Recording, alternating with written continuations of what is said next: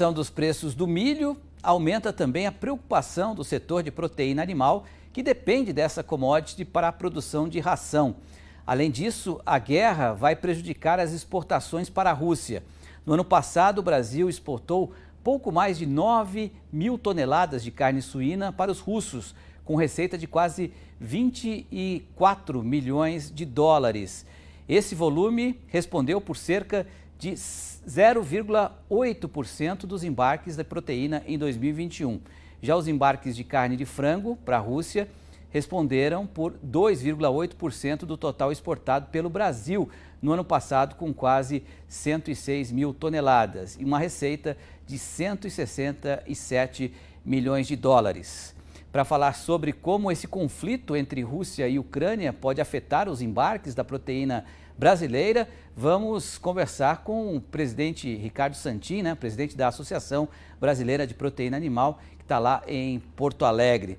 Santin, quais são os números aí atualizados em relação a esse conflito aí, porque as coisas vão mudando a cada dia. De que forma vocês podem prever esse impacto do conflito entre Rússia e Ucrânia para o setor de vocês? Boa noite, prazer tê-lo aqui.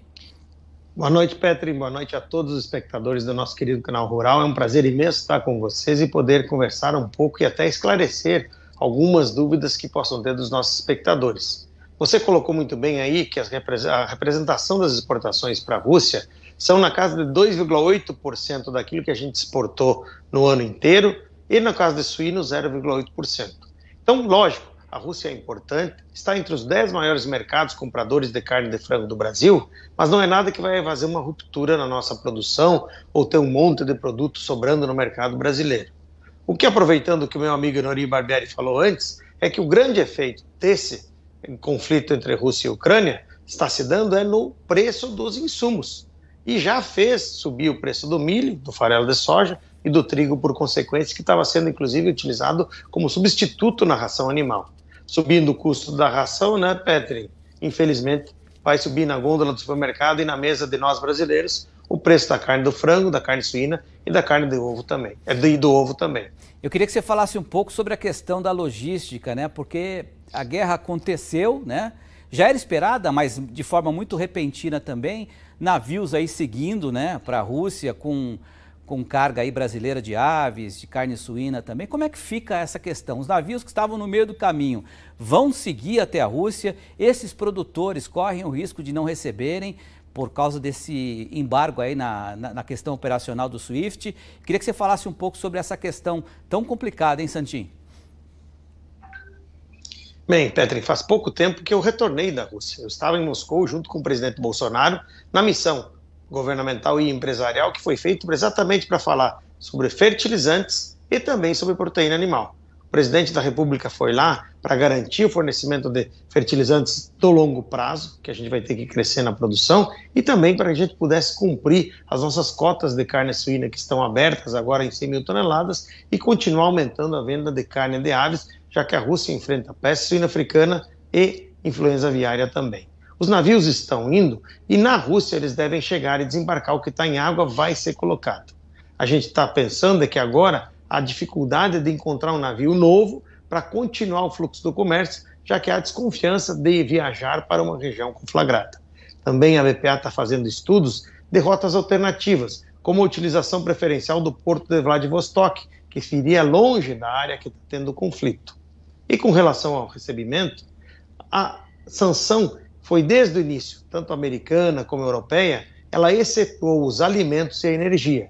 E agora, na retirada de certos bancos do sistema SWIFT, foram 7 grandes bancos, mas ficaram alguns outros bancos, especialmente aqueles onde tem a troca de pagamentos para a manutenção do fornecimento de energia, eles permaneceram no sistema.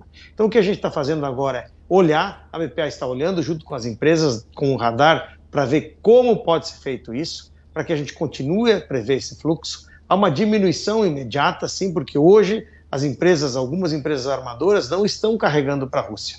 Estão querendo esperar e a gente espera, sinceramente, que isso volte logo ao diálogo e se recomponha a paz naquela região.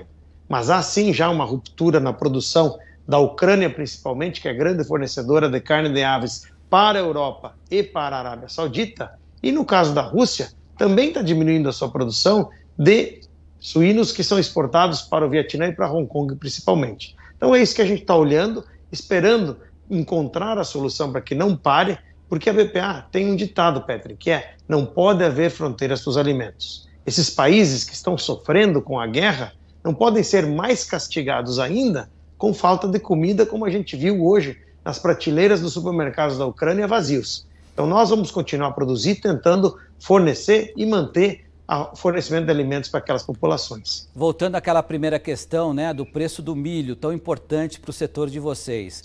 Como é que vocês fazem uma previsão para 2022 diante desse cenário de uma oferta escassa, não só por conta da estiagem aqui no Brasil, agora a questão do mercado ucraniano também, que é um dos principais produtores, a tendência é de que os preços aumentem ainda mais. Quais seriam as alternativas e de que forma vocês podem minimizar esses impactos, hein, Santin? Bem, primeiro as empresas algumas já estão mais adiantadas nas compras, inclusive tem compras até quase na metade do ano, até na chegada da próxima safra, da chamada safrinha do Brasil. Isso, a gente sabe que essa safrinha brasileira vai ser muito boa, mas também temos consciência de que poderemos ter mais disputa na paridade porto.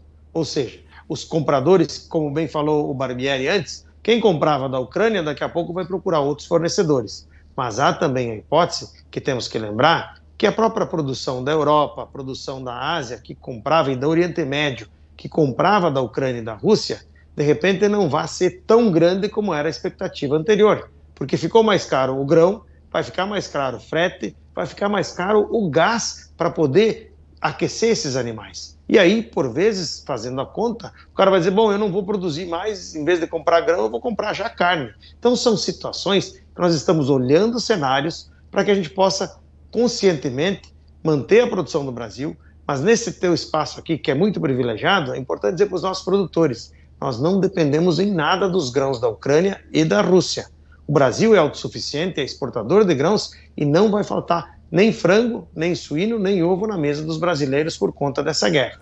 Perfeito. Ricardo Santin, presidente da BPA, mais uma vez obrigado pela sua participação, sempre muito esclarecedora aqui no Rural Notícias. Um abraço, Santin. Um abraço, Petri, um abraço para todos os espectadores do nosso querido Rural. Valeu, um abraço.